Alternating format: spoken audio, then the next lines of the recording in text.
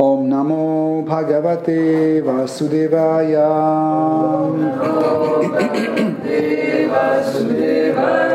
Om Namo Bhagavate Vasudevaya. Om Namo Bhagavate Vasudevaya.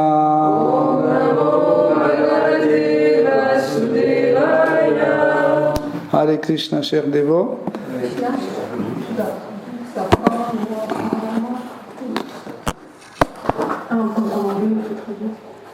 Tu vas traduire ou ça va? Okay. Tu fais un service aujourd'hui. Tu es engagé. Ok. Donc nous continuons à étudier Srimad Bhagavatam. Donc c'est un ouvrage extraordinaire. Donc c'est pas parce que il est vieux, c'est pas parce que c'est écrit d'une façon poétique ou autre, mais il est très précieux parce qu'il a un pouvoir mystique de lier un être vivant à Dieu la personne suprême, Shri Krishna. Donc, ça vous va comme ça ou vous voulez parler plus fort? Ça va, Félix? C'est bon. Donc, celui qui écoute avec une foi ferme Srimad Bhagavatam, immédiatement se trouve dans la situation de yoga, ça veut dire dans une situation de lien avec Seigneur suprême. Souvent, les dévots pensent que tout ce que nous faisons maintenant, c'est un entraînement et la vraie vie spirituelle va venir après. Ça veut dire on s'entraîne, on lit ce livre, etc.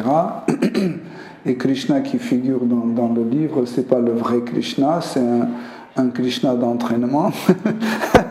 Comme par exemple celui qui fait du sabre japonais.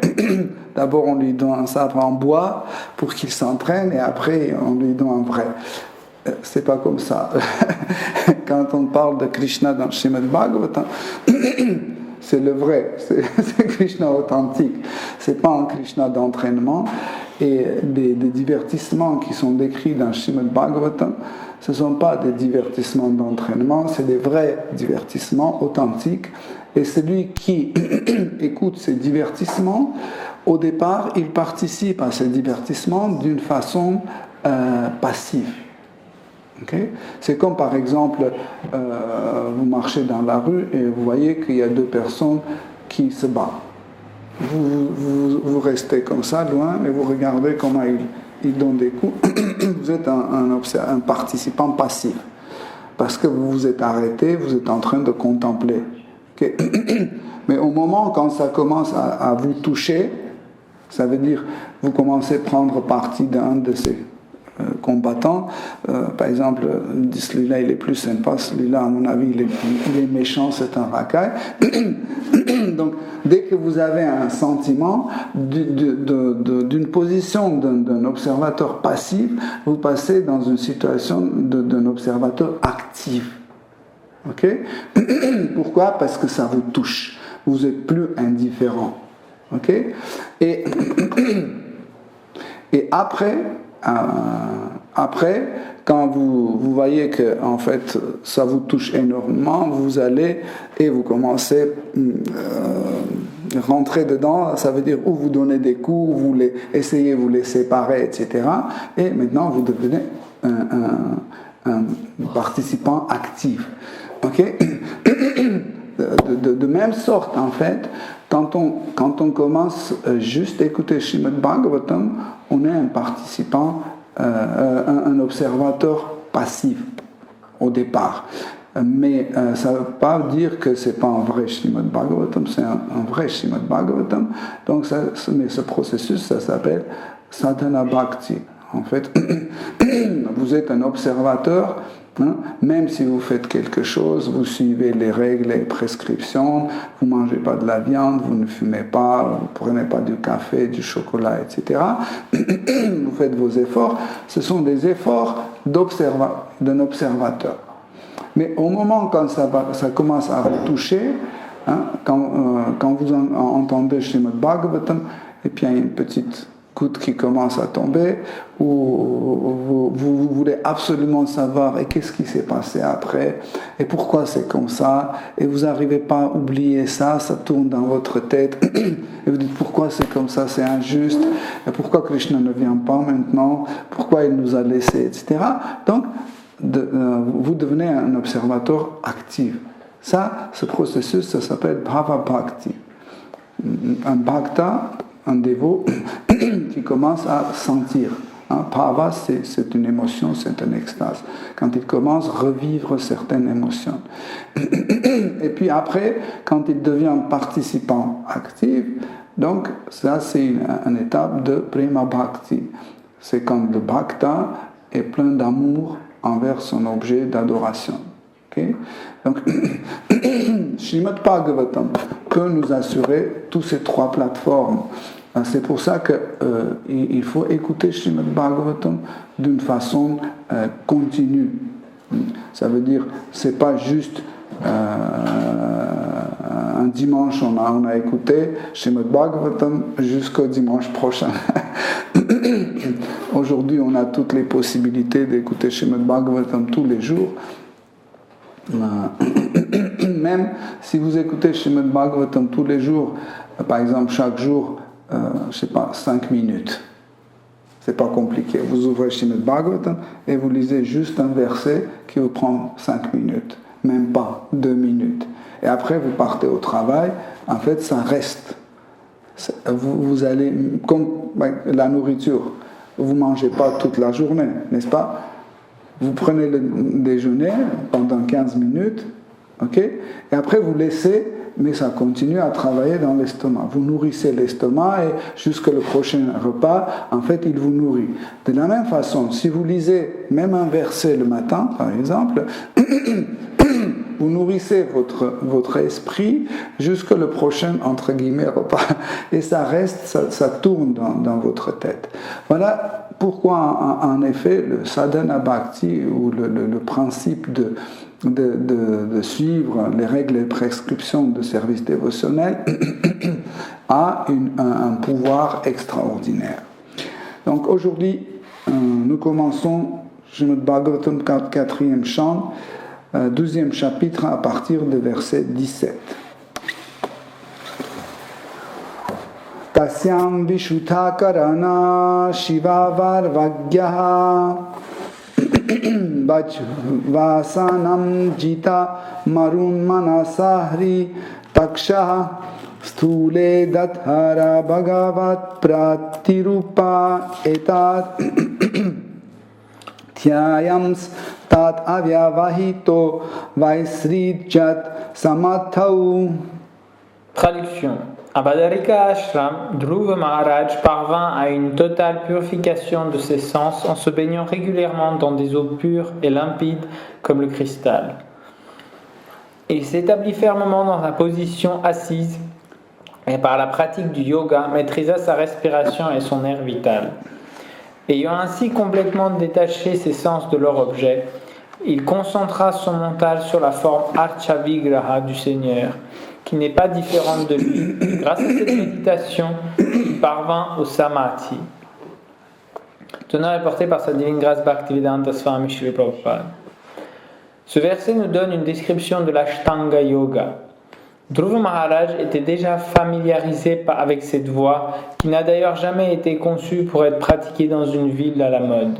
Il se rendit à Badarika Ashram, et ce fut là, dans un lieu retiré, solitaire, qu'il se livra à la pratique du yoga. Il concentra ses pensées sur l'Archa Vigraha, la murti offerte à l'adoration du Bhakta, et qui est parfaitement identique au Seigneur suprême. Alors qu'il pensait constamment à cette murti, il entra en samadhi. Notons ici que l'adoration de l'Archa Vigraha n'a rien d'une idolâtrie. L'Archa Vigraha est une manifestation du Seigneur qui apparaît sous une forme que le bhakta peut percevoir.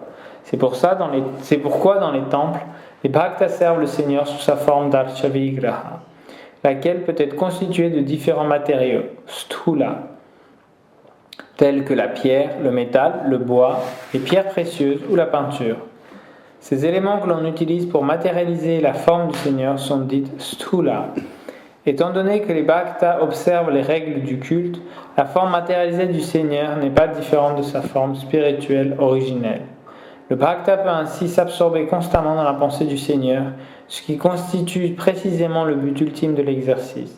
Cette méditation constante sur le Seigneur, telle que la recommande la Bhagavad Gita, fait du bhakta le plus élevé d'entre les yogis.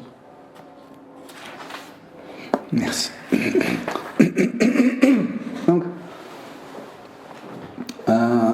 Dhruva Maharaj a régné sur notre planète 36 000 ans. Donc, il est décrit que il était l'empereur de la Terre.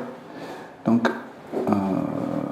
vous pouvez imaginer à quel point Dhruva Maharaj était une personne extraordinaire, parce qu'il prenait soin à chaque être vivant sur la terre.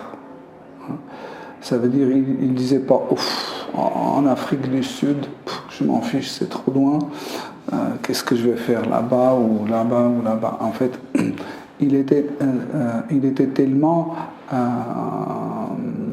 soucieux de bien-être de ses subordonnés qu'il maintenait les lois de telle sorte que tout le monde soit heureux sur la planète. Et ainsi, il a pu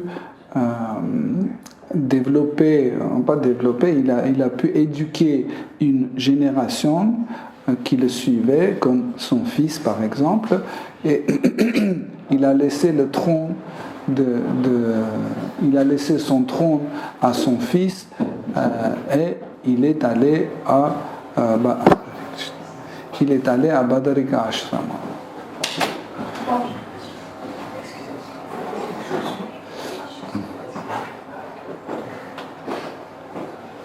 Donc, il est allé à Badarika Ashrama, donc, se trouvant dans les Himalayas. Donc, en effet, pourquoi Dhruva Maharaj, qui avait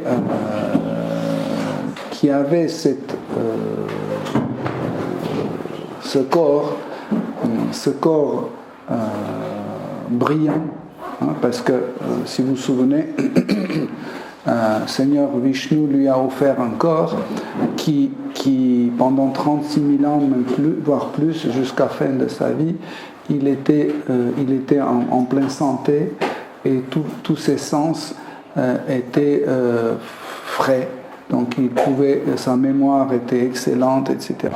Là, durant, je ne sais pas, 15 ans, ou 20 ans, ou 30 ans, notre mémoire commence à affaiblir. Mais voyez comment Dhruva Maharaj avait sa mémoire extraordinaire et pas seulement tous ses sens étaient dans très bon état. Donc, et la question pourquoi il devait partir pour faire des austérités et rester dans des conditions très difficiles. Parce que vous savez, vivre dans la forêt ou dans les montagnes sans rien, c'est pas facile. Hein. Quand quelqu'un se retirait dans les montagnes pour faire les austérités, il ne prenait pas avec lui le sac couchage, un thermos, ou chicorée soluble. Non, quand on partait, on avait juste un vêtement et un tchadar, c'est tout. Et on partait comme ça, dans la nature, malade ou pas malade, froid ou chaud, peu importe, on n'avait plus le droit de revenir. Ne pensez pas que c'est inhumain, c'est le contraire. Dans des conditions difficiles, l'homme commence à sentir qu'il dépend de quelque chose. Tant qu'on a notre maison, notre argent, notre santé, etc., nous nous sentons indépendants. Nous pensons que je n'ai pas besoin de Dieu parce que tout cela, c'est mon mérite. C'est moi qui ai gagné l'argent, c'est moi qui ai payé l'appartement, c'est moi qui ai acheté ma voiture, c'est grâce à mes précautions, je ne suis pas malade, etc. etc.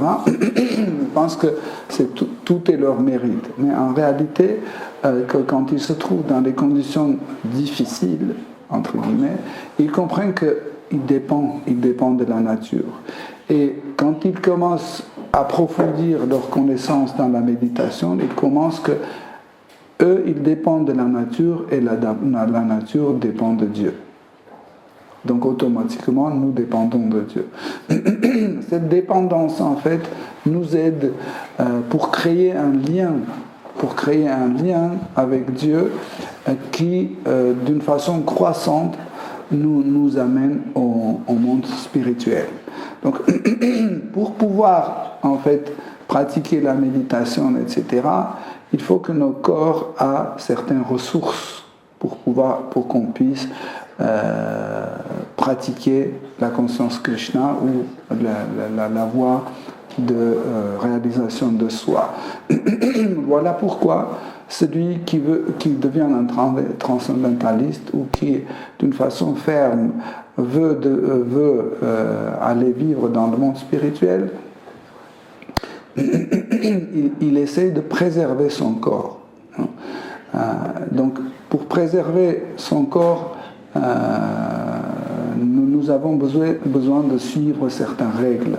Voilà pourquoi les transcendentalistes, ils se couchent tôt, ils se lèvent tôt, ils mangent pas beaucoup, ils mangent d'une façon régulière, ils ne parlent pas tout et n'importe quoi, etc., etc. En fait, ils prennent certaines restrictions pour pouvoir préserver son corps grossier et son corps subtil dont ils ont besoin pour la méditation et pour la pratique de la conscience Krishna. Donc nous voyons que déjà à l'âge de 5 ans, Dhruva Maharaj a réussi à atteindre le sommet de pratique de Ashtanga Yoga, et maintenant il est beaucoup plus âgé. En fait, il a plus de 40 000 ans, donc, et quand même il revient à une pratique d'Ashtanga Yoga pour maîtriser ses sens. En fait, des fois, on pense que la maîtrise des sens concerne seulement la séduction, de tentation, pardon. Ça dépend de tentation. Par exemple, je veux manger quelque chose défendu et je me force pour ne pas le faire. Mais c'est pas seulement ça. Dans la liste de tentations, il y a aussi des choses comme par exemple la déception. La déception aussi, c'est une forme de tentation. La peur, c'est une forme de tentation. Le regret, c'est une autre forme de tentation. Je suis sûr que vous n'avez jamais entendu de ça. Vous pensez que la tentation, c'est boire, manger, avoir les relations illicites sexuelles, etc. Non. Ça, c'est les trucs les plus gros. Par exemple, la violence, etc. Ça, c'est des trucs de gros. Mais après, quand l'homme avance dans sa vie spirituelle, il commence à découvrir d'autres types de tentations que je viens vous citer. Et pour cela, en fait, il fallait que Dhruva Maharaj il maîtrise ses sens. Et dans la Bhagavad Gita, Krishna explique l'hiérarchie des sens. Nous avons les cinq sens grossiers. Au-dessus des 5 sens grossiers se trouvent les 5 sens d'information. Les premières 5 sens, c'est les 5 sens d'action, c'est les jambes, les bras, l'appareil buccal, les génitaux et l'anus. Ça, c'est 5 sens de l'action. Et nous avons aussi 5 sens de l'information. C'est les yeux, le nez, la langue, les oreilles, etc., la peau. Ensuite, nous avons 3 sens subtils. C'est le mental, l'intellect et le faux ego. Okay? Donc, en fait, c'est ça l'hiérarchie. Au-dessus de faux ego, il y a la conscience. Et au-dessus de la conscience, il y a Atma. Il y a l'âme. Donc, en fait, ça, c'est l'hiérarchie des sens. Mais le mental occupe une position centrale dans cette hiérarchie, parce que si vous voyez ce qui se trouve en dessous de mental et au-dessus de mental, en fait, le mental, c'est l'anneau de lien entre ces sens. Donc le mental est le personnage principal de tous nos actes. Donc si on maîtrise le mental, si on maîtrise notre mental, on peut maîtriser tous les autres sens. Il suffit de ne pas maîtriser le mental, aucun sens n'est pas maîtrisé. Donc pour avoir l'accès à notre mental, donc on doit avoir accès à notre air vital. Air vital en sanskrit appelé prana. Donc ce prana, en fait, il circule dans notre corps, dans chaque partie de notre corps, pour assurer tous les processus biologiques, chimiques, mentaux, conscients, etc. etc. Okay? Pour cela, l'homme doit connaître le système de pranayama. Pranayama, c'est un groupe des exercices respiratoires qui nous permet en fait de pouvoir accéder à notre mental et à notre intellect. Dans ce verset, en fait, Maitreya Muni explique que Dhruva Maharaj, en faisant ou en pratiquant pranayama, il est arrivé à couper le lien externe de ses sens. Ce processus dans l'Ashtanga Yoga s'appelle Pratyahara. Le anga, Pratyahara anga, ou le niveau de Pratyahara, c'est quand celui qui médite, il coupe tout type de lien de l'extérieur. Ça veut dire il entend plus, il voit plus, il sent plus, ni froid, ni chaud, ni les odeurs, rien ce qui se trouve à l'extérieur n'a plus d'accès à ses sens. Donc, imaginez que vous êtes coupé complètement. Donc, mais en fait, quand on coupe le lien de l'extérieur, on a une situation aussi difficile, car le mental se trouve dans le, entre guillemets, dans le pays de notre intellect. Parce que notre intellect contient beaucoup d'informations sur le passé, présent, futur, etc. Et le mental, qui est un perpetuum mobile, c'est celui qui fonctionne tout le temps. Vous ne pouvez pas arrêter le fonctionnement de mental.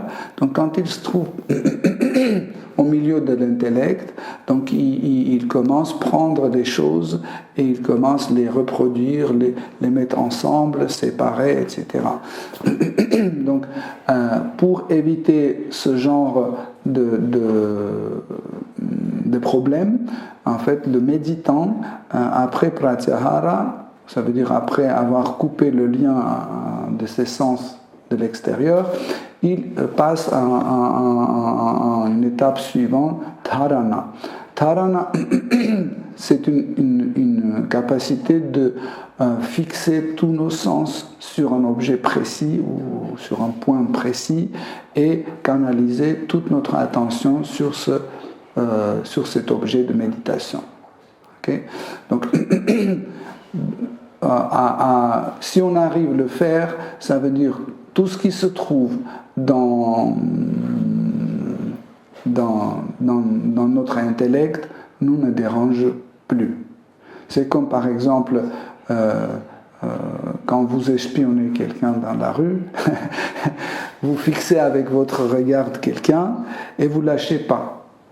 Et à côté, qui passe pas, ça vous intéresse plus. Vous êtes tellement fixé pour ne pas le perdre, même s'il y a les éléphants, les tigres ou Hitler ou Staline qui passent, vous faites plus attention parce que votre dharana, ça veut dire vous êtes complètement fixé sur cet objet de méditation et le reste vous concerne pas, il touche plus vos sens. Ok, ça c'est dharana. Et dans ce verset, Maitreya Muni explique que Dhruva Maharaj a choisi la forme, la forme de Krishna, Bhagavad Pratirupa, la forme de Krishna sur laquelle il méditait. Ça veut dire tout le reste. Tout son vécu dans ce monde matériel, comment il était le roi, il avait des femmes, des enfants, et il était un grand guerrier, etc. Tout cela ne revenait plus dans son esprit. Par exemple, imaginez que maintenant vous êtes en train de méditer et vous oubliez que vous êtes mère de famille ou vous êtes, je ne sais pas, un enfant ou vous devez aller travailler, etc. Pourquoi ? Parce que votre mental est complètement fixé sur l'objet de méditation. Et Dhruva Maharaj, il a mis Seigneur suprême, la forme transcendantale de Seigneur suprême, il a mis au centre de son mental, et parce qu'il était complètement fixé sur cette forme, tout le reste ne revenait plus dans son regard, dans son esprit. Ça, c'est une meilleure forme de la méditation. Comme dans le Tanya reporté, Srila Prabhupada explique que cette forme appelée Archa Vigraha, on l'appelle aussi Archa Vigraha, ou on appelle aussi Murti. Donc cette forme peut être faite de la terre, des pierres précieuses, du métal, du bois, ou carrément en peinture. Vous pouvez faire en peinture aussi la forme d'adoration, mais aussi vous pouvez avoir Spurti Murti ou Manasa Murti. Donc Manasa, ça veut dire le mental. Ça veut dire un Murti ou une forme de Dieu faite du mental. Parce que le mental, c'est un élément subtil. Donc il peut prendre différentes formes. Comme par exemple le métal, c'est un élément. Je peux prendre un métal, faire une statuette, mais aussi je peux faire un verre ou faire une fourchette de même métal. Donc le même métal peut prendre les différentes formes. Pareil, le mental, dans notre être, il prend différentes formes.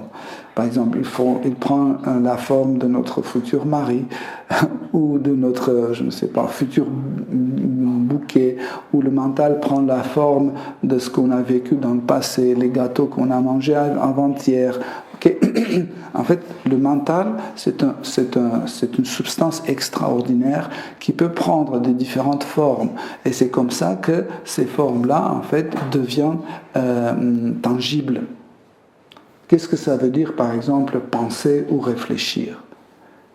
Ça veut dire que le mental prend les différentes formes, il nous propose différentes formes qui deviennent en fait tangibles et accessibles. Comme ça, on peut, en fait, en mettant des choses ensemble, un derrière l'autre ou devant, on peut réfléchir. C'est ça le processus de la réflexion. Et donc, Dhruva Maharaj, il a déjà rencontré, quand il avait 5 ans, il avait déjà rencontré Seigneur Kshirodakasha Vishnu, et cette image était complètement gravé dans sa mémoire. Et pendant cette méditation, il a mis la forme de Kshirodakasha Vishnu comme Archa Vigraha, comme la forme pour sa méditation, et il était complètement plongé dans une situation appelée Samadhi. Donc Samadhi, on traduit des fois comme un trance. Donc, qu'est-ce que ça veut dire trance? L'état de trance, c'est quand en fait vous êtes complètement absorbé par l'objet de votre méditation et votre être est celui qui contemple. Et votre objet de méditation, c'est l'objet contemplé. On devient en fait pendant le trance ou samadhi, on devient un avec l'objet de méditation. Mais on ne devient pas l'objet de méditation. Par exemple, dans la vie matérielle, ici dans le monde matériel, nous sommes tout le temps, constamment, nous sommes l'objet de notre méditation. On dit ma voiture, mes enfants, mon argent, mes médicaments, ma santé, moi. Qu'est-ce que ça veut dire? Que je suis complètement plongé dans la méditation sur moi-même. Okay? C'est ça qui se passe en fait. Donc on ne peut pas appeler ça un samadhi. Parce que dans le samadhi, il y a deux personnes, hein, l'objet de méditation et celui qui médite. Donc pendant la citation de trance, ils font un avec l'objet de méditation, mais on ne devient jamais l'objet de méditation. Ok? Donc ça, en fait, c'est une situation dans laquelle se trouvait Dhruva Maharaj. Il prenait le bain dans la rivière froide de Gange, rivière pure, pour toujours rester propre. En général, les transcendentalistes prennent 2 ou 3 fois dans la journée, ils prennent la douche. Des fois, les gens disent, mais qu'est-ce que vous avez fait pour être aussi sale? Pourquoi vous prenez 3 fois par jour, 2 fois, 3 fois, vous prenez la douche? En fait, c'est important parce que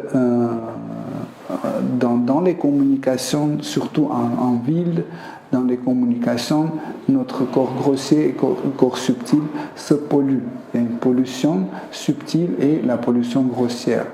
Et l'eau a une capacité d'enlever cette pollution. Par exemple, quand quelqu'un est énervé, etc., très exalté, il suffit de prendre une douche légèrement froide. En fait, toute cette exaltation, toute cette excitation part tout de suite. Pourquoi? Parce que l'eau a cette capacité. L'eau, en effet, c'est un élément extraordinaire. Surtout quand vous dormez, par exemple, vous ne travaillez pas, vous ne transpirez pas, mais il y a une pollution de corps subtil. Il y a la pollution de mental et la pollution de l'intellect. Pour éviter en fait cette pollution qui se mélange à notre activité quotidienne, dès qu'on se lève le matin, on prend la douche tout de suite et la douche retire en fait cette pollution subtile. Le soir, quand vous prenez une douche aussi, c'est la pollution de la journée, de l'activité, des communications de la journée, ça fait partir. Comme ça, vous pouvez dormir en paix. Ok? Donc le verset 18.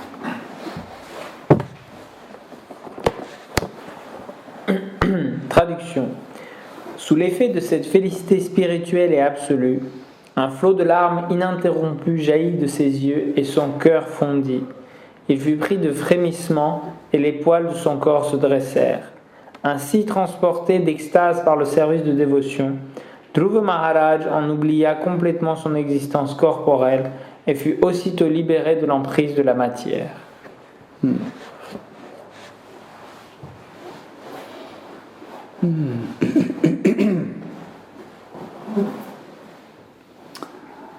Donc, dans ce verset, il y a une description de l'état d'extase que Dhruva Maharaj revit. Quand quelqu'un est complètement plongé dans le processus de yoga, en fait, le lien avec l'absolu est tellement ferme, tellement fort, qu'il commence à ressentir ce qu'on appelle les bhavas. Donc, il y a 4 groupes de bhavas, et le troisième groupe de bhavas, on appelle anubhava. Anubhava, c'est la manifestation de l'extase tangible pour les autres. Par exemple, quand quelqu'un manifeste certaines formes d'extase, les autres peuvent voir qu'il est en extase. Donc ce groupe de bhava ou des émotions ou des extases est appelé anubhava.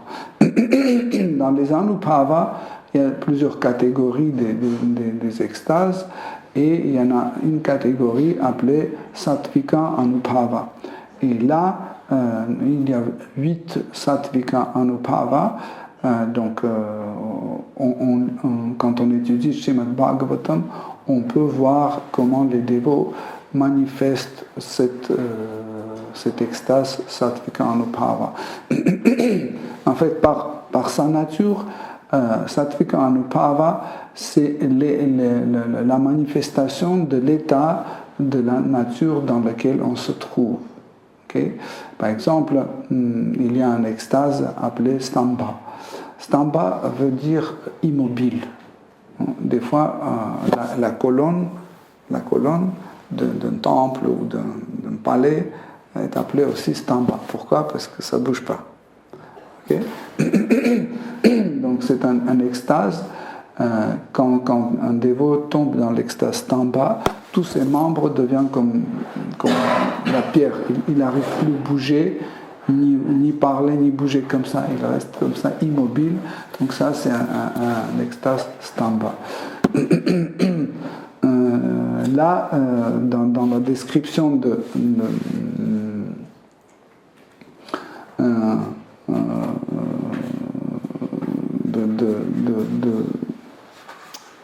des extases de Dhruva Maharaj, on voit qu'il y avait un autre extase appelé Ashru. Ashru, c'est une extase quand dans l'état de transe, un dévot commence à pleurer. Ne pensez pas que tout le monde qui pleure, il est dans une extase sattvika ashru anubhava. Non. En effet, quand un homme ordinaire il pleure pour 2 raisons.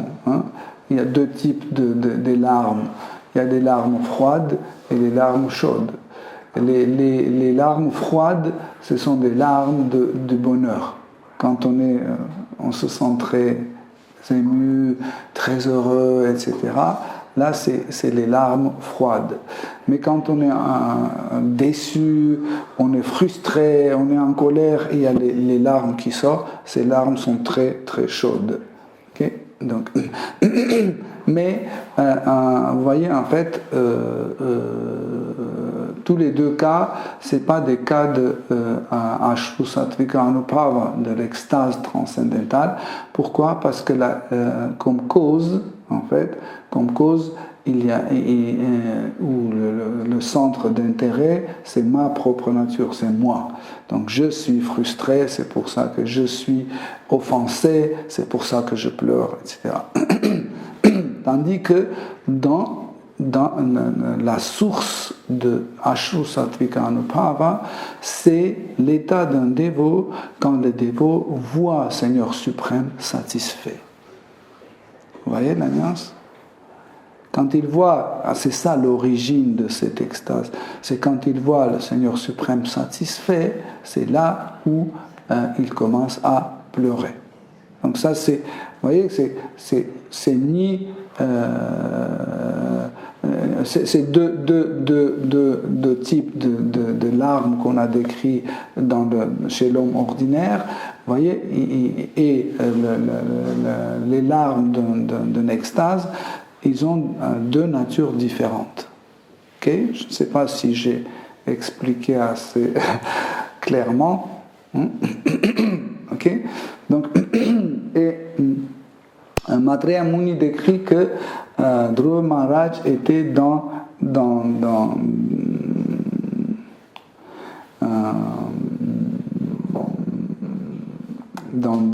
un état de transe de service dévotionnel, transe de bhakti. Qu'est-ce que cela veut dire? C'est que dans l'état de samadhi, il continuait à faire ce qu'on appelle manasa seva, ou service dévotionnel avec le mental. Par exemple, vous pouvez dans votre mental cuisiner pour Krishna, vous pouvez dans votre mental construire les palais pour Krishna, vous pouvez chanter pour lui, vous pouvez faire ce que vous ne pouvez pas faire avec ce corps, par exemple. Et Krishna, pour Krishna, c'est égal. C'est pas comme ça. Si quelqu'un a construit un palais de marbre, de vrai marbre, etc., Krishna aime plus que le palais qui était offert par un dévot qui n'avait pas d'argent, mais il a construit un temple dans sa tête, à travers son mental. Donc c'est égal, il n'y a aucune différence. Donc tous les deux sont acceptés par Krishna si cette offrande est faite par l'amour et dévotion. Krishna dit dans la Bhagavad Gita, celui qui m'offre une feuille, une fleur, un fruit ou de l'eau, mais avec l'amour et dévotion, je vais l'accepter avec plaisir. Okay? C'est qu'en effet, ce qui compte pour Krishna, c'est l'amour et dévotion. On ne doit pas penser qu'on peut corrompre Krishna. Des fois, on voit dans les églises des gens qui veulent obtenir quelque chose d'important. Par exemple, quelqu'un qui vient demander quelque chose, une petite chose à Krishna, il met juste une petite bougie. Et l'autre qui vient pour quelque chose de plus important, par exemple pour une voiture, il met une autre bougie comme ça. Et l'autre, pour la guérison de son fils, il allume encore une bougie. Il pense qu'on peut corrompre Dieu. En fait, soit les bougies, soit toutes les offrandes et l'argent, dès le départ, ça appartient à Krishna. Tout appartient à Dieu. Mais seule chose qui n'appartient pas à Dieu, c'est notre amour et dévotion. Okay? C'est ça qu'on offre en réalité à Krishna. Et c'est ça que Krishna prend en compte. Et Dhruva Maharaj, en effet, en faisant service dévotionnel dans sa tête, Manasa Seva, il offrait à Krishna en réalité son amour et dévotion. Ainsi, il a pu se détacher ou sortir de l'esclavage de ce monde matériel. Donc, chaque personne qui veut quelque chose de ce monde matériel, il devient tout de suite l'esclave de ce monde matériel. Chaque désir de gratification des sens, en effet, nous attache à ce monde et nous fait un esclave de ce monde matériel. Voilà pourquoi la pratique de bhakti ou de service dévotionnel, c'est la meilleure façon de se libérer de toute forme d'attachement ou de toute forme de l'esclavage de ce monde matériel. Donc le verset 19. Traduction. Dès que les symptômes de sa libération furent manifestes, il vit descendre du ciel un aéronef d'une beauté indicible. On aurait dit que la pleine lune venait à lui, illuminant de ses rayons les 10 directions.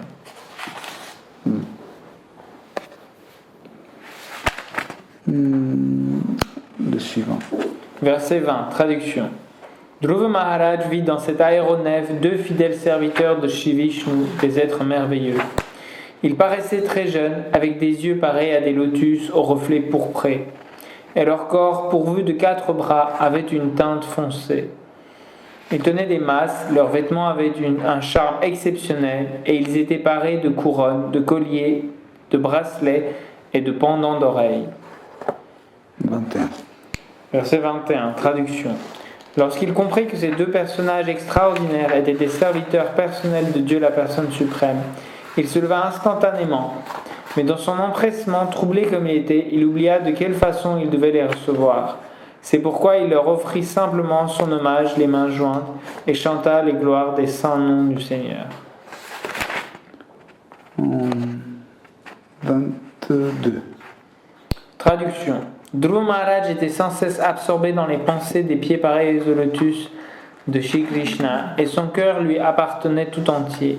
Lorsque Nanda et Sunanda, les 2 serviteurs personnels du Seigneur suprême, vinrent à sa rencontre, le visage éclairé d'un sourire radieux, Dhruva Maharaj se prosterna humblement, les mains jointes. Ils lui adressèrent alors les paroles suivantes.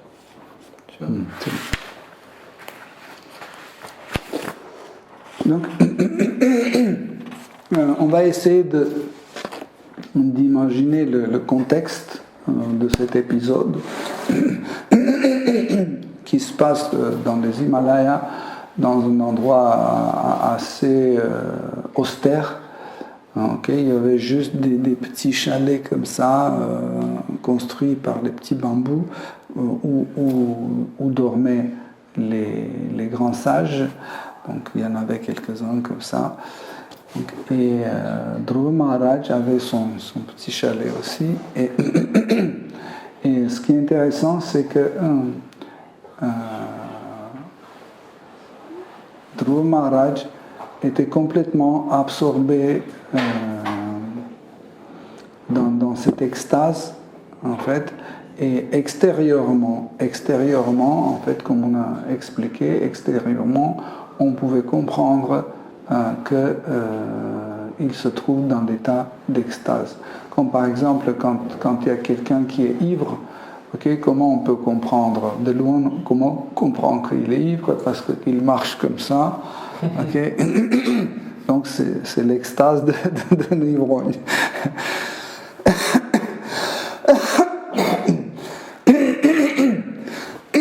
Donc, pareil, quand un homme se trouve dans un état d'extase profond, il y a des symptômes qui se manifestent extérieurement. On les appelle les anubhava. Donc, et ce qui est intéressant aussi, donc, comme nous avons dit, quand quelqu'un se trouve dans cet état-là, il est coupé du monde entier. Mais, ça c'est vraiment important à comprendre, mais intérieurement, Dhruva Maharaj, il était déjà dans le monde spirituel. Et quand cet engin de Vaikuntha, c'est appelé Vimana, c'est un moyen de transport, qui s'est approché à son ashram, okay, il a vu. Donc il avait les yeux fermés, tous ses sens étaient coupés du monde extérieur, mais il a vu comment ce Vimana s'approche à lui. Pourquoi? Parce qu'en fait, ce Vimana, avec les 2 serviteurs de Vishnu dessus, n'appartient pas à ce monde matériel, il appartient à un monde spirituel. Et tout ce qui s'est passé à l'intérieur, autrement dit. Okay. Donc il a coupé ses sens pour concernant ce monde matériel, mais il les a branchés sur tout ce qui est spirituel. Voilà pourquoi, même dans l'état de transe, il a vu comment ils arrivent. Si vous vous souvenez, quand Dhruva Maharaj, il avait 5 ans, quand il était en pleine méditation, et dans son cœur, avec les yeux fermés, il a vu Seigneur Vishnu, et après, quand il a ouvert ses yeux, il a vu que Seigneur Vishnu était devant lui. Ok, donc ce qu'il voyait à l'intérieur était devant lui. La même chose s'est passée là, quand il a ouvert ses yeux, il a vu en fait ces 2 serviteurs de Vishnu, appelés les Vishnu Dut, il les a vus comme si, par exemple, vous imaginez, vous voyez quelque chose avec les yeux fermés, vous ouvrez, vous voyez la même chose. Donc ce qui s'est passé. Okay? Donc, et c'est pas toujours que les Vishnu-Dut arrivent pour n'importe qui, ils n'arrivent pas. Ils arrivent quand il s'agit d'une personne qui doit aller dans le monde spirituel. Donc nous comprenons que Dhruva Maharaj, en quittant ce monde, devait aller dans le monde spirituel. On va parler un peu plus tard de ce phénomène. En général, les gens vont dans l'enfer ou en paradis ou dans le monde spirituel après avoir quitté leur corps, autrement dit après la mort. Mais ici on voit que Dhruva Maharaj est en pleine santé, etc. Il n'y a pas le phénomène de la mort, il va comme ça, on va parler en détail plus tard. Hein. Même la mort elle-même, elle arrive, elle se rend ses hommages à Dhruva Maharaj plus tard. Donc, Maitreya Muni décrit en fait l'apparence de ces Vishnu-Dut. Il dit qu'ils étaient habillés d'une façon extraordinaire, il y avait des bijoux en or, avec des pierres précieuses, etc. Et certains gens qui ne comprennent pas la nature du monde spirituel, ils pensent que oui, mais ça c'est des choses matérielles, l'or, les bijoux, etc. Quand on parle de spiritualité, ça n'a rien à voir avec la spiritualité, etc. C'est parce que nous ne comprenons pas comment fonctionne le monde spirituel. Le monde spirituel fonctionne sur le principe de désir. Si je veux quelque chose, ça se passe. Okay? Par exemple, si je veux me déplacer de point A au point B, il suffit de désirer et je vais être là-bas. Okay? Mais, par exemple, ils prennent sur les planètes Vaikunta, ils prennent un aéronef. Ils prennent un aéronef ou un vimana pour voler d'un point A à un point B. Pourquoi ils ont besoin de ça? Parce que c'est un divertissement. Parce que quelqu'un veut les transporter. Lui aussi, il a un désir. Tu vois? Eux, ils veulent être transportés et ce vimana veut les transporter. Hein? Cet aéronef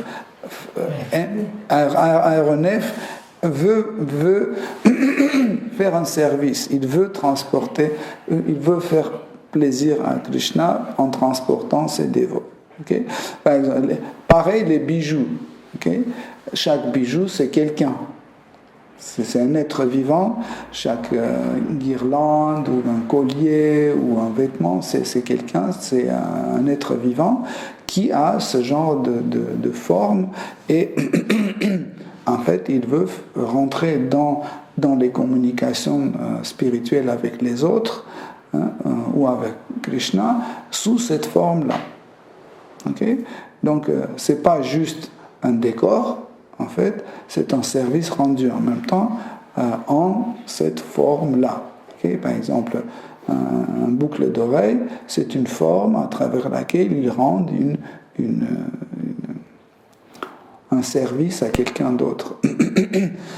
Mais aussi, comme ça, s'il y a un divertissement, il participe à ce divertissement dans cette forme. Okay? Donc chaque forme dans le monde spirituel a ses tendances pour tel ou tel divertissement.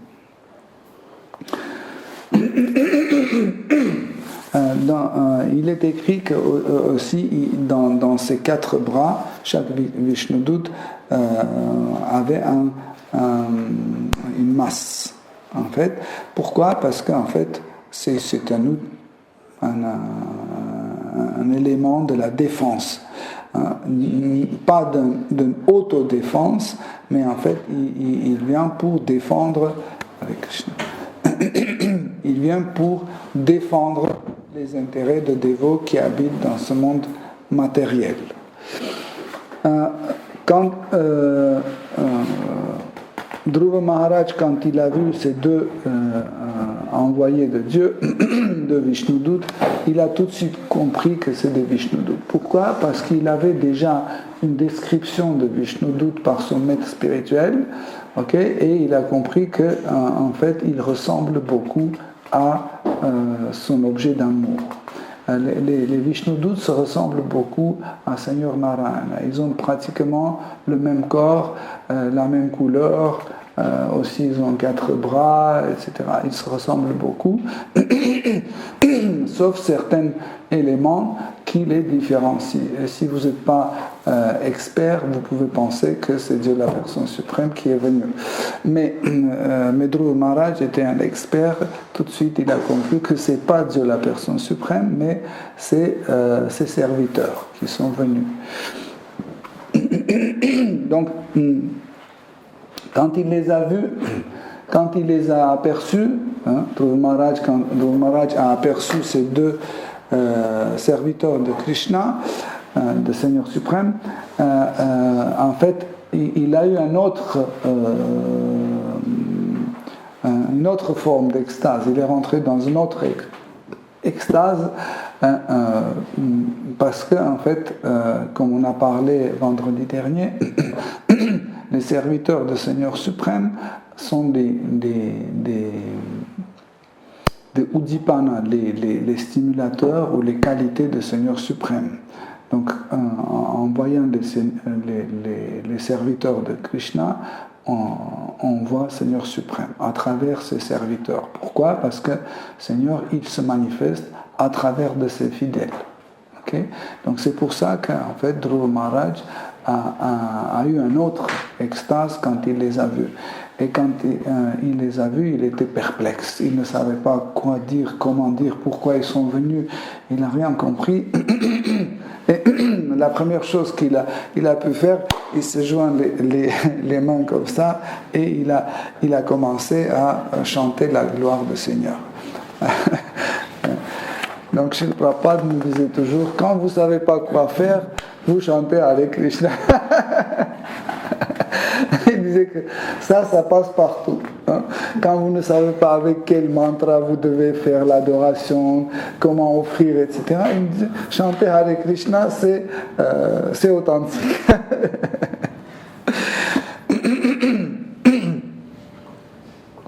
Dans le verset 22, il est écrit que car Dhruva Maharaj était complètement plongé dans les pensées sur Seigneur suprême, son corps et son cœur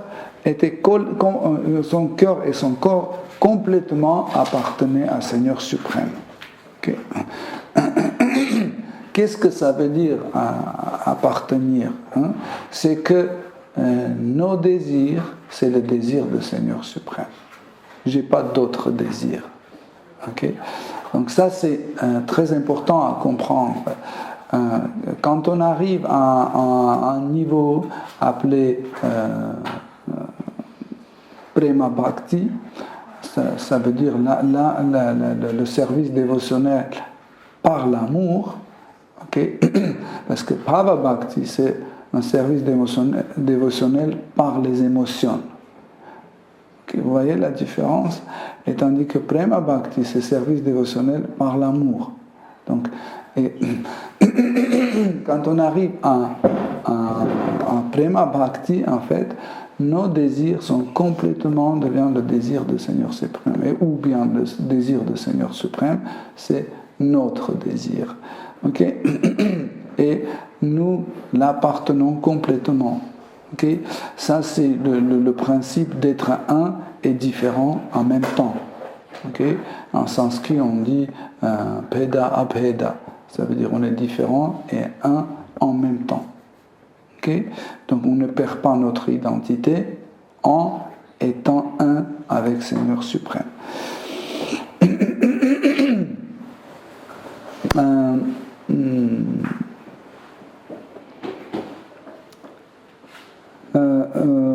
Quand les deux serviteurs de Seigneur suprême appelés Nanda et Sunanda avec un grand sourire se sont approchés à Dhruva Maharaj. Dhruva Maharaj, de nouveau, il s'est prosterné devant eux et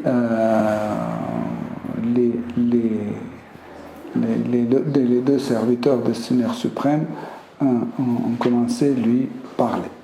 Donc je vais m'arrêter pour aujourd'hui ici. Donc la suite, on va étudier vendredi prochain. Hare Krishna. Si vous avez des questions, des commentaires.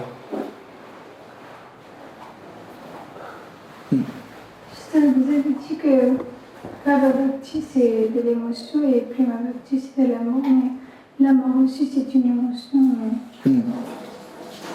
Donc, en fait, même la vie matérielle, c'est une émotion. Par exemple, la jalousie, la colère, l'égoïsme, la violence, tout ça, c'est des émotions. Okay? La notion de vie, quand on pose la question qu'est-ce que c'est la vie, c'est une succession de différentes émotions qu'on subit. C'est constant. Il n'y a pas un moment qu'il n'y a plus d'émotion. Il y a toujours une émotion. De la paix, de la peine, de frustration, de joie, de fatigue. Tout ça, c'est des émotions, en fait. Okay? Mais pourquoi on distingue Bhava Bhakti et Prema Bhakti? C'est que, en fait, quand on parle de Bhava Bhakti, ça veut dire c'est un service dévotionnel quand la motivation vient des émotions, juste des émotions qui ne sont pas devenues Prema. Okay? Donc, je citais tout à l'heure, il y a 4 catégories de bhava. Okay? Dans le cas de Bhava Bhakti, le fidèle de Dieu, il sent tous ces 4 types d'émotions, mais séparément. Dans le cas de Prema Bhakti, il sent tous ces 4 types d'émotions comme une seule émotion. Je vais donner un exemple pour que ce soit compréhensible. Par exemple, on peut sentir le goût de sucre. Par exemple, on a sucre, on a le lait, on a du cardamome, ok? Et quand on a du riz, ok? Si je fais le riz séparément, il a le goût de riz. Si je prends le sucre séparément, c'est le goût de sucre. Donc je sens le goût de chaque élément séparément, ok? Mais quand je mélange tout ça et je cuisine un riz sucré, ok? Quand je prends une cuillère, j'ai un goût de riz sucré, j'ai le goût de cette préparation. En fait, ça agit comme un seul goût, ok? Mais ça ne veut pas dire que les bhavas ou les éléments, ils ont perdu leur saveur, non. Pourquoi? Parce que je peux prendre une cuillère de riz sucré et dire il n'y a pas assez de sucre. On dit ah, tu as mis du cardamome. Okay? Je peux les distinguer séparément, mais quand je mange, je peux avoir un seul goût, le goût de la préparation. Et ce goût de préparation, c'est le prema. Ok? Donc, Bhava Bhakta, il ressent tout séparément, mais il ne ressent pas tout comme une seule émotion. C'est pour ça que on n'appelle pas prema. En fait, l'amour, hein, quand on parle de prema c'est l'amour, quand on parle de l'amour, l'amour se manifeste seulement quand tous ces 4 types de bhava fonctionnent comme une seule.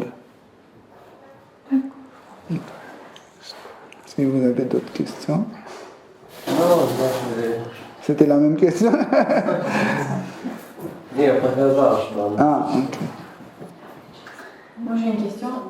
Comment ne pas avoir des désirs matériels? Comment En effet, pourquoi nous avons des désirs matériels? Parce que depuis notre naissance, on nous a fait une programmation de désirs matériels dans notre intellect. Par exemple, quand un enfant est né, il n'a pas besoin de boire du café. Non. N'est-ce pas? Est-ce que vous avez vu un enfant qui fait comme ça, il prend un peu de lait, après un peu de café, il fait lait au café? Non. Mais il grandit, il va avoir 10 ans, 12 ans, il regarde que tous les adultes, ils boivent du café, ils fument une cigarette, ok? Mais il n'a pas besoin de ça. Mais qu'il regarde, il dit, oh, moi aussi je peux être comme ça. Tu vois? Pourquoi? Parce que ça donne, les adultes veulent ce qu'ils veulent, etc. Donc, moi aussi, quand je vais fumer, je vais boire du café, je vais pouvoir aussi faire ce que je veux, etc. Vous comprenez? Donc, en fait, ils rentrent, en fait, cette idée dans leur intellect, okay? Et cet intellect prend la forme de désir chaque fois quand on a cet objet ou quand on pense à cet objet. Par exemple, vous passez à côté d'un café, vous voyez que les gens prennent café. Ah oui, je veux bien un café. Okay? Ou tout simplement, le café a fini son effet sur vous, donc vous avez besoin d'une autre dose. Okay? Mais un enfant n'est pas né avec le désir de fumer, de boire du café ou autre chose. Il n'est pas né comme ça. Okay? Donc c'est en fait tous nos désirs matériels, en fait, c'est quelque chose acquis dans ce monde d'une façon artificielle. Aujourd'hui, on crée plus en plus des choses artificielles. Par exemple, boîte de nuit, c'est quoi? C'est une chose artificielle. On n'a pas besoin de ça. On a besoin d'un contact humain avec nos grands-mères, avec nos petits-enfants, avec nos frères, avec nos sœurs, etc. Mais parce qu'on n'en a pas, on nous dit on va vous donner quelque chose de mieux, un abrutissement. Ça veut dire vous allez dans cet endroit, vous mettez une dose d'abrutissement ici, une dose d'abrutissement là, et une dose d'abrutissement ici, une autre dose d'abrutissement là, et boum, boum, boum, boum, et on devient complètement abruti, on sort et on vomit sur le trottoir, et après on dort jusqu'à midi. Vous comprenez? En réalité, on n'a pas besoin de tout ça. C'est créé artificiellement. Hein? C'est créé artificiellement. Si vous donnez à un enfant un huître, il va cracher tout de suite. Et comment cet enfant devient un adorateur d'un huître? Il commence à manger des huîtres. Pourquoi? Parce qu'il regarde que les gens s'assoient, ils prennent du champagne, etc. Ils sont bien habillés, etc. Il dit, oh, ça c'est quelque chose. Okay? Ça valorise. Okay? Et si ça valorise, donc je le prends. Okay? Même ça ne leur plaît pas. Au départ, ça ne leur plaît pas, mais il le prend parce que ça valorise. Okay? Et après, petit à petit, qu'est-ce qui se passe? Il commence à s'habituer et ça devient un désir. Mais c'est un faux désir, ce n'est pas un vrai désir. Okay? En fait, comment agir pour se débarrasser de ces désirs? Il faut changer en fait, le répertoire de notre intellect. Okay? Par exemple, la viande, il faut prendre la viande et sortir de dossier nourriture. Donc vous mettez violence et la crime. Vous mettez dans ce dossier-là. Et du coup, vous n'aurez jamais le désir de manger de la viande. Ou l'égoïsme. Hein? vous mettez dans un dossier nocif. Des choses nocives, c'est l'égoïsme. Okay? Et le contraire, des bonnes choses, vous mettez. Et le mental, chaque fois, quand il fait travailler le corps, il consulte absolument, l'intellect. Et s'il trouve dans l'intellect, il trouve certaines choses qui lui guident, parce que le mental, il est guidé par l'intellect. Comme ça, il fait ce que vous lui avez donné. Par exemple, hier, j'étais un carnivore, je mangeais un poulet. Ok? Pourquoi? Parce que dans mon intellect, c'était écrit poulet, c'est une bonne nourriture.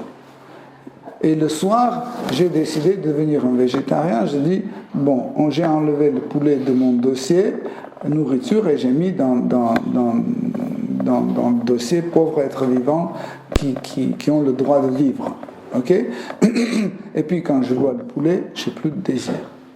Parce que mon mental dit non, ça tu touches pas, c'est pas ton truc, mange des carottes, une salade ou autre. Ok? C'est comme ça en fait.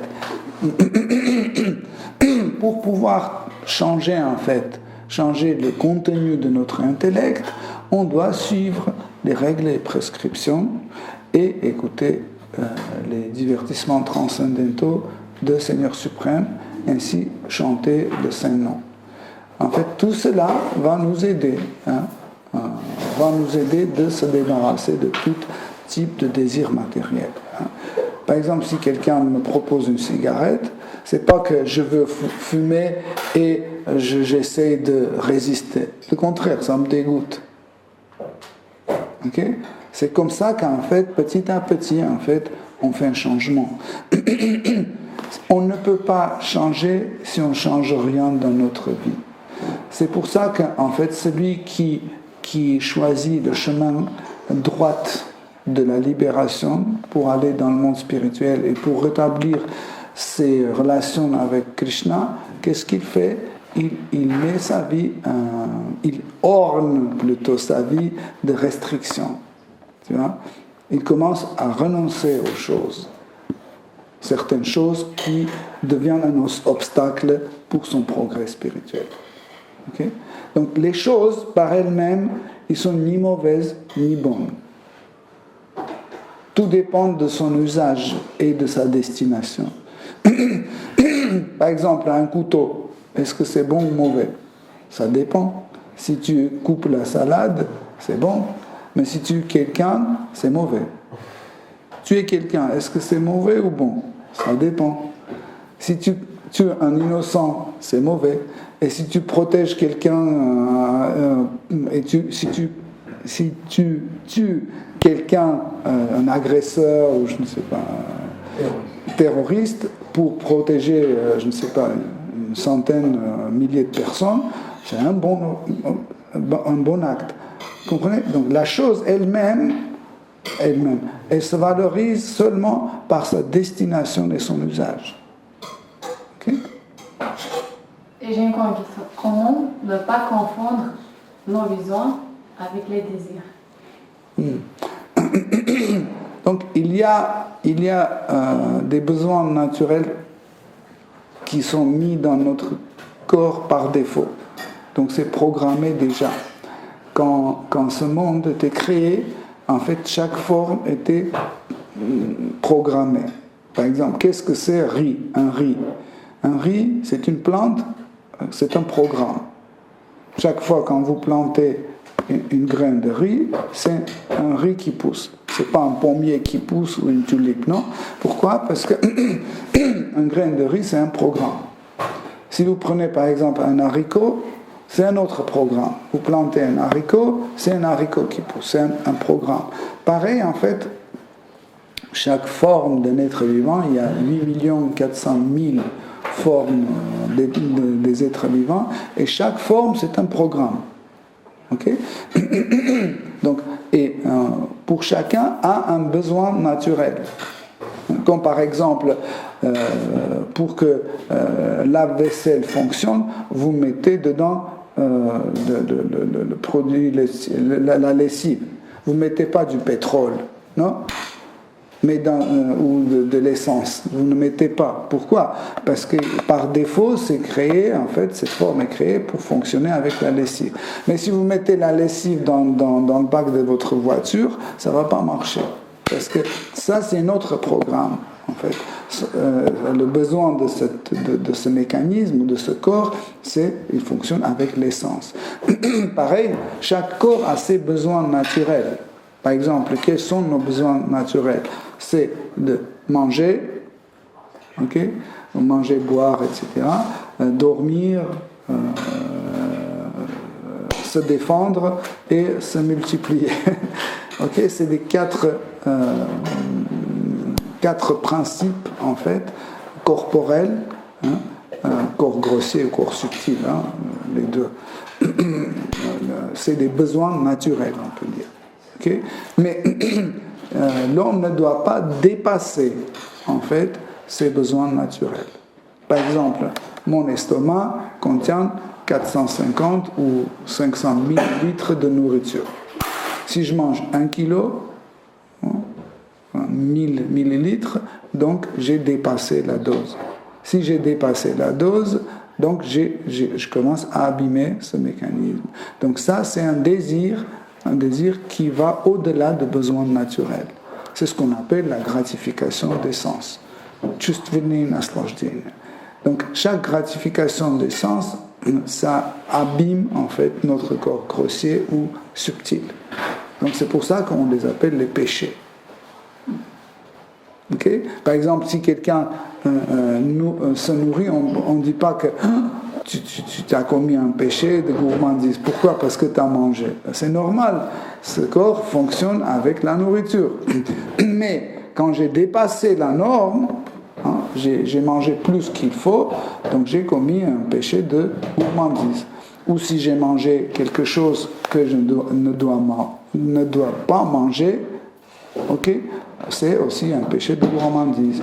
Si je mange quelque chose que je dois manger, mais ça ne m'appartient pas, je mange l'assiette de quelqu'un d'autre, ça c'est de la gourmandise aussi. Si je mange mon assiette, ce que je dois manger, mais je ne mange pas à l'heure, ça c'est de la gourmandise aussi. Quand je mange à l'heure mon assiette, ce que je dois manger, mais j'ai quelqu'un affamé à côté et je ne partage pas mon repas avec lui, c'est un péché de gourmandise. Ok?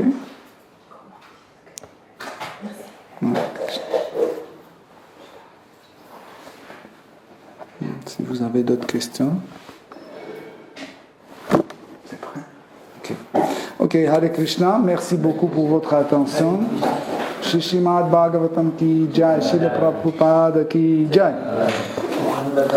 Toute gloire de vos assemblées. Hare